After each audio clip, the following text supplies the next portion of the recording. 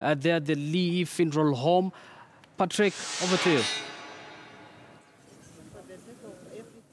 Thank you, Yusuf. At the Lee Funeral Home, we've seen at least, at the moment also, we've seen Biwott's daughter, Esther Koimet. She's at the Lee Funeral Hospital, Lee Funeral Home. We also have the CS Treasury Henry Rotich has also checked in. Also, we've seen the William Kipkut, who is the personal assistant to the late Nicholas Biwott, has checked in. And remember, Kipkut will be contesting the Ainab Koi seat as an independent candidate. And when Kipkut checked in, he really broke down because he's been the personal assistant to the late Nicholas Biwott for many years, and this death has been a big blow to him because when he just broke down. So what is happening now is that we have at least we have the OCPD Kilimani plus the DCIO Kilimani, who were the first to arrive here after the relatives after the relatives came to the Lee funeral. What we've learned from the family is that the late passed on at his Kileleshwa home, and after that, that's when he was now brought at the Lee funeral. So he passed on at his home and not at maybe at Nairobi Hospital as had been earlier said. So that is what we've just confirmed from the family. And if my camera person will just show what is happening, is that these are the officers, police officers we've seen who are at least at the scene, or at least several of them, plus members of at least that is the family relatives. As it were, we have the son-in-law of Nicholas Biwott, who is the husband to Esther Koimet. He is here at the Lee Funeral Hospital. Lee Funeral Home. He was among the first people who checked in at this particular facility. We also have the you've seen just checking in is a member for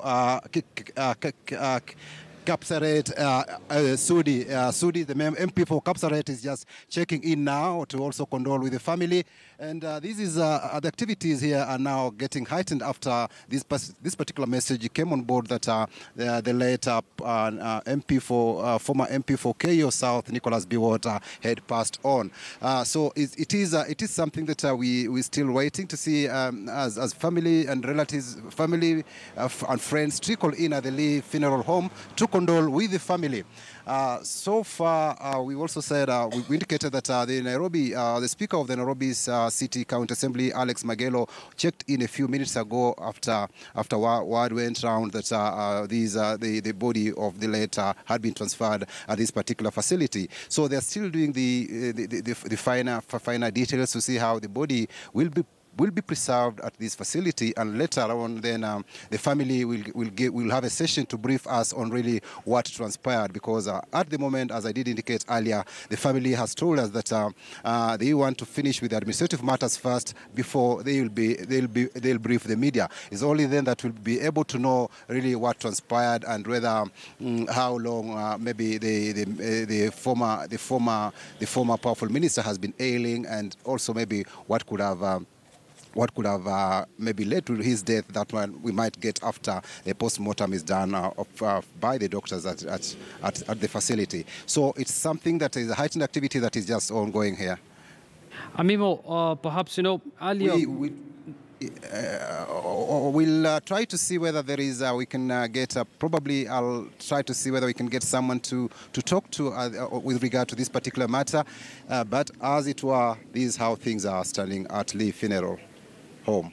Amimo, earlier information indicated that he had passed on at Nairobi Hospital. Are you saying that information is incorrect?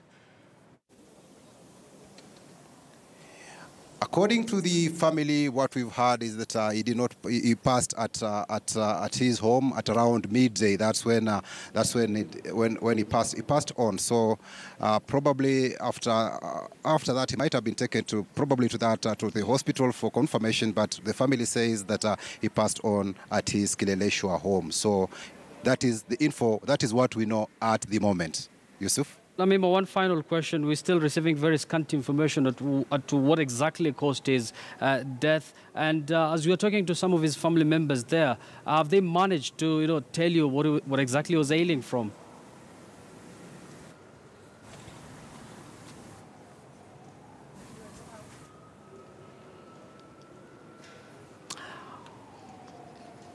Hello, Amimo, can you hear me? Well, it seems we've lost Amimo there, but those are Yes, live Yusuf, pictures coming hello, our way Yusuf, from the yes. funeral home. Hello. Yes, Amimo, I was asking. Hello?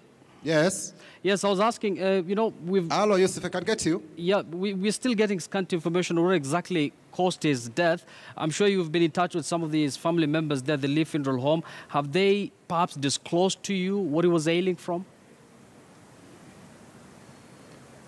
As I did indicate, it's still very, very early to get from the family members, because what they are doing is just they are clearing with the administration of this particular facility. At least after that, that's when we'll get word from them. At least those close family members have not been able to. We've not been able to at least to have a word with them, because as I indicated, the daughter Esther Koimet is here, but she's still busy together with the nephew and also the son-in-law. So they are still finishing up with this particular whatever has happened, because as it indicated, he passed on at midday, and from that particular time, at least 2 hours ago, that's when Biwott passed on, and they are still clearing with the facility on how the body will be preserved. And I think after that, that's when we'll get at least some details from the family to know really what might have transpired. So at the moment, we've not been able at least to have at least a very, very close family member to talk to get those finer details. Yusuf?